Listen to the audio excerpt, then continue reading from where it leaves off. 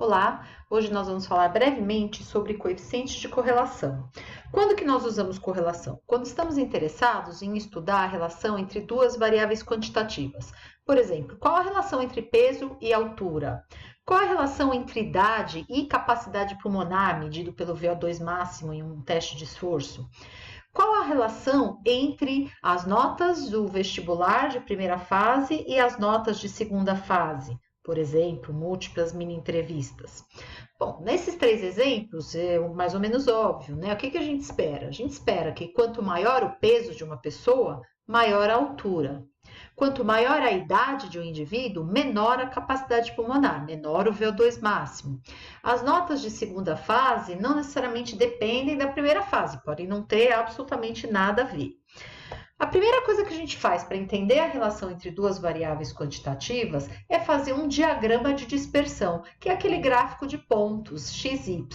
E a distribuição da nuvem de pontos vai dar uma indicação do tipo de relação entre essas variáveis.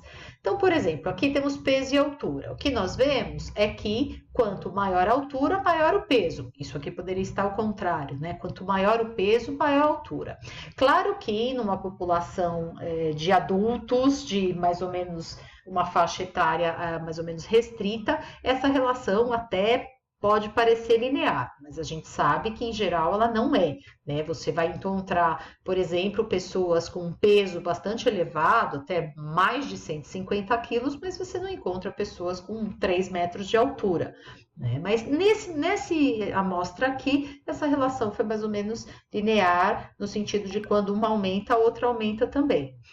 No exemplo da idade VO2 máximo, nós temos o esperado também. Quanto maior a idade, menor o VO2 máximo. Então, tem uma nuvem de pontos decrescente. É claro que, por exemplo, aqui nos mais jovens, vai ter alguma variação. Então, vai ter um jovem que é mais sedentário, que tem uma capacidade menor, assim como vai ter uma pessoa mais idosa que está acostumada com um condicionamento físico, um treinamento físico e vai ter uma capacidade maior. Então, existe alguma variabilidade, mas em geral a relação existe de quanto maior a idade, menor o VO2 máximo.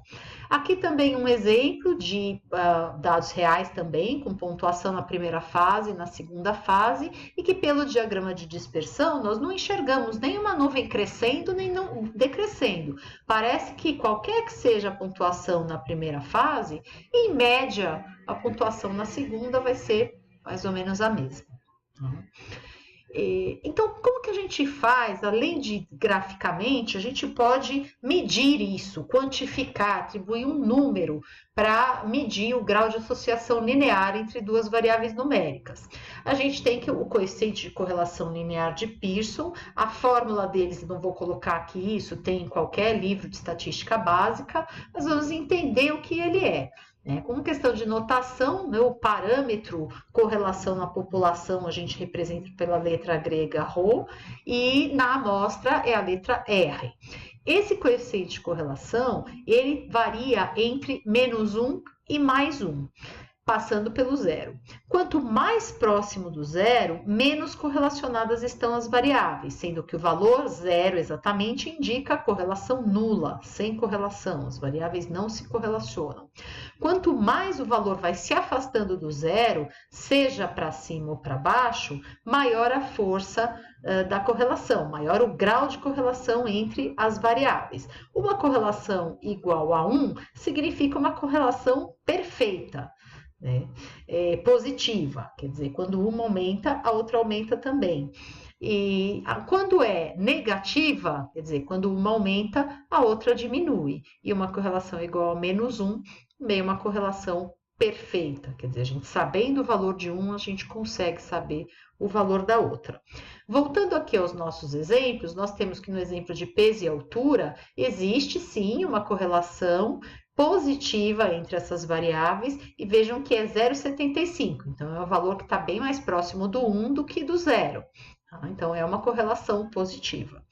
No exemplo do idade VO2 máximo, nós temos o esperado também, que é uma correlação negativa, menos 0,78, comprovando que essas medidas estão correlacionadas, não precisaria nem provar, porque o diagrama de dispersão já mostra, mas mostrando que, olha, quanto maior a idade, menor o VO2 máximo. E essa associação ela é relativamente forte porque está mais próxima do 1. Aqui, no exemplo em que a nuvem de Pons não indicava uma relação entre essas variáveis, a correlação foi igual a 0,114. Então, numericamente, nunca é igual a zero, né? Se for igual a zero, quer dizer que as variáveis não estão correlacionadas. Mas é claro que na prática nunca vai ser numericamente igual a zero. O que a gente tem que saber é se é estatisticamente igual a zero ou não. O que é estatisticamente? Tem teste de hipótese para correlação.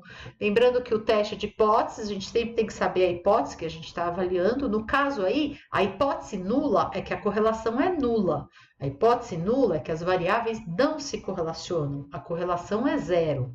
Então, um valor P pequenininho, se o nível de significância for 0,05, um valor P menor que esse nível de significância, ele indica apenas que a correlação é estatisticamente diferente de zero. Então, a gente rejeita a hipótese nula e fala, olha, a correlação é diferente de zero. Isso não quer dizer necessariamente que a correlação é alta. Tá? Quer dizer apenas que estatisticamente ela é diferente de zero. Então, a gente nunca deve olhar só o valor P de correlação. Mais importante que isso é a magnitude do coeficiente. Por fim, algumas considerações. Se duas variáveis são correlacionadas, não significa que os valores estão próximos. Correlação não é o mesmo que coincidência, né, ou concordância. Para calcular o coeficiente de correlação linear, não é preciso dizer quem é a variável dependente e independente, então não é necessária essa classificação. E também a correlação não é causalidade. A gente não pode dizer que porque duas variáveis são correlacionadas, que uma causa a outra. E aí, aqui um pequeno trecho, né? A relação de causa e efeito é uma coisa que a gente tem que conhecer um pouquinho mais, né? Ter um conhecimento maior do problema para conseguir falar sobre ela, tá bom? Então é isso, muito obrigada e até a próxima.